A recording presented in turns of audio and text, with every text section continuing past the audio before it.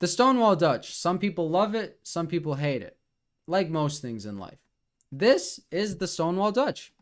For black, it is an opening that you can deploy against any queen's pawn variation. So as long as they don't play e4, move order does not matter. That's a reason some people do indeed love it. You control e4. You have a very good dark squared bishop. You have a very garbage light squared bishop. I'm going to show you one of my games that I got with it. I'm going to explain some nuances. And if you guys are interested, I'm going to link my old Dutch opening repertoire video down below and you can watch it. If you comment that the audio is bad, I can make a new Dutch opening video because my audio has improved, because that's from when I started YouTube. So without further ado, so if I mention these nuances, then just know go more in depth in that Dutch video, just so you guys know. So let's get into it. Knight f3, the ready. Honestly, I don't play the Dutch against the ready anymore. Sneak peek, what I do play is b5, and this is fascinating. You get an extended fianchetto and they can't play c4, so I really do love that system. But it does transpose here, and you could play it against the ready. It could be slightly annoying against the King's Indian attack because they try to play e4. But here we are, the Stonewall Dutch. I'm not doing a great job of pitching this opening right now, but it's fantastic. Okay, so some nuances.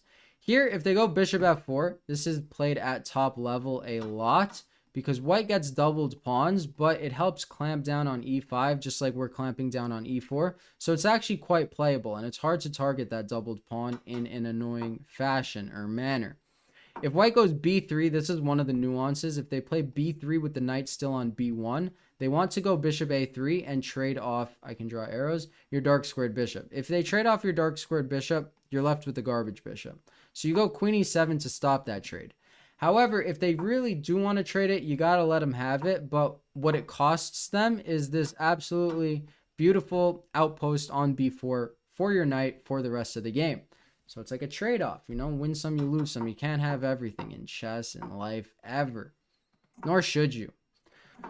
So bishop to d6, we get knight d2, so I'm not going to need to worry about that bishop a3 line, right? So I don't need to go queen e7. Instead, I can infiltrate on the light squares, because you can't get in on the dark squares towards their king. You do want to attack them. You get fascinating attacks. And this is an opening where the middle game can absolutely go off the rails super quickly. That's a reason some people hate it. That's another reason I love it, because I like positions where you trust yourself in making better sense out of nonsense. And that's kind of what it becomes. It becomes, off the rails sometimes. Knight to d7, fully developing, or not fully developing, developing. They jump into e5, claiming that outpost. I go to e4, trying to provoke f3, because that'll weaken g3 later on.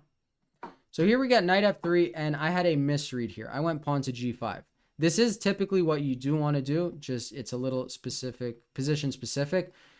The reasoning for it is when the bishop is on c1, it allows you to route your rook over to h6. Here, that's really not the case, but I do like chucking pawns at my opponent, and I do like weakening my king, so there is that. Knight to d3. This is exactly what good people do against the Dutch. They rotate their knights like this. They control e5, and they have a knight on f3, d3, referenced in the video.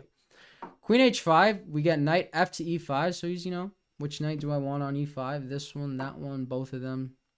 Rook f6. Now we get this rook lift. So the nice thing about it is when your opponent's knight is not on f3, they're very tempted to play this move f3, which is almost certainly a blunder. If this knight is not on e5, there is this sacrifice with the bishop where you threaten checkmate.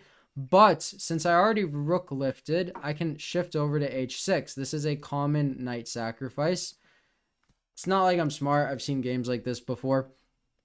This is a common knight sacrifice that's done in the Dutch. So he takes, I take with check. He goes king f2. Now it's fascinating. I mean, there's moves like rook h3. I've seen that concept before. I've seen taking before, and I've seen knight f6 before. These types of patterns. Intuition, mind you. Knight to f6. Point of playing this is the bishop is pinned, so you're exploiting it and you're trying to fork the king. Okay, rook to g1. Best move, good move, creating some space for the king, and now knight takes.